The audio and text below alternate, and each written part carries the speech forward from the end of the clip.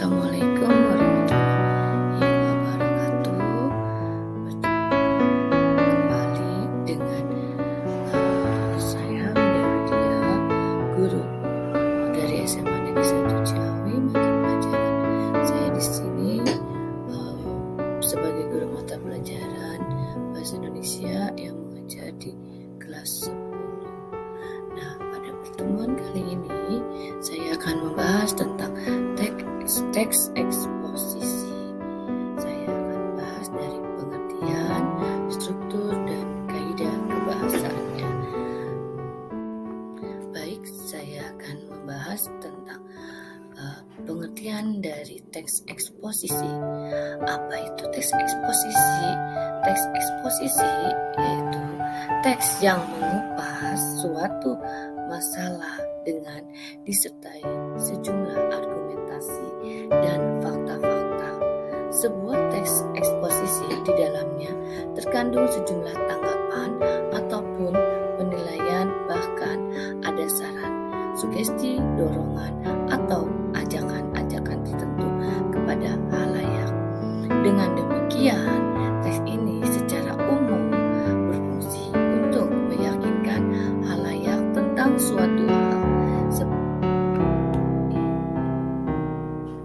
Baik, tadi sudah dibahas tentang pengertian dari teks eksposisi.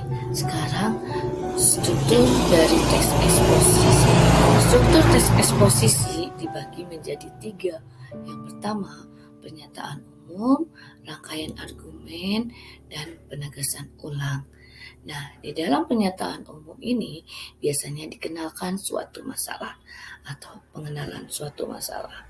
Setelah pernyataan umum ada rangkaian argumen. Nah, di dalam rangkaian argumen juga biasanya si pembicara itu mengemukakan sejumlah pendapat yang seringkali diperkuat dengan fakta-fakta.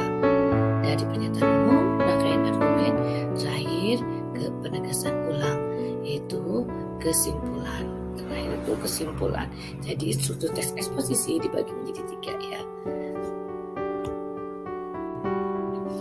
Selanjutnya tentang kaidah kebahasaan. Kaidah kebahasaan di dalam teks eksposisi dibagi menjadi 6. Yang pertama, menggunakan kata-kata teknis atau peristilahan yang berkenaan dengan masalah utama atau topik yang dibahasnya. Jika topik tentang kebahasaan, maka istilah-istilah yang muncul dalam teks tersebut adalah ragam bahasa, ragam baku, kaidah bahasa, berbahasa Indonesia yang baik dan benar, makna kata, bahasa asing, ataupun bahasa gaul.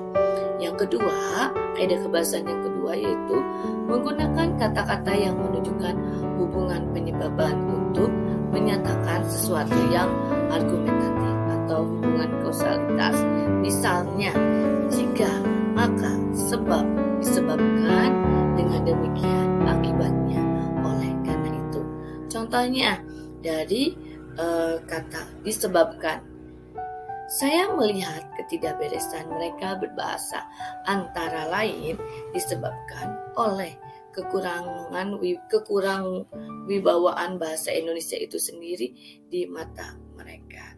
Jadi disebabkan yaitu menggunakan kata-kata yang menunjukkan hubungan penyebaban.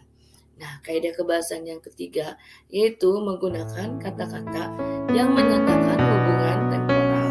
Contohnya, misalnya katanya sebelum itu, kemudian, pada akhirnya, dan sebaliknya, ataupun perbandingan atau pertentangan. Sementara itu, sedangkan berbeda halnya, namun kata-kata itu digunakan untuk menyampaikan urutan argumentasi atau fakta, ataupun penolakan atau penentangan terhadap argumen lainnya. Contohnya, ia kemudian nyeletuk kue apa? Kue Selarong atau kue Jepang. Nah, di sini yang menggunakan kata-kata yang menyatakan hubungan temporal yaitu kata kemudian. Kaidah kebahasaan yang keempat yaitu menggunakan kata-kata kerja mental verbal, yakni kata kerja yang menyatakan kegiatan abstrak sebagai bentuk aktivitas pikiran. Kata-kata yang dimaksud misalnya memperhatikan, menggambarkan, mengetahui, memahami. Contohnya, tak menyangka salah seorang siswa di samping saya juga memperhatikan percakapan mereka. Nah, yang termasuk kata-kata kerja mental yaitu kata memperhatikan. Selanjutnya, kaidah kebahasaan yang kelima yaitu menggunakan kata-kata perujukan seperti menurut, berdasarkan, dan merujuk. Contohnya, menurut beberapa penelitian, kesantunan juga melekat dengan kepribadian suatu bangsa ataupun kelompok masyarakat. Nah, yang termasuk kata-kata perujukan yaitu kata menurut. Yang terakhir yaitu menggunakan kata-kata persuasif seperti hendaklah, sebaiknya, diharapkan, perlu, harus, dan seharusnya.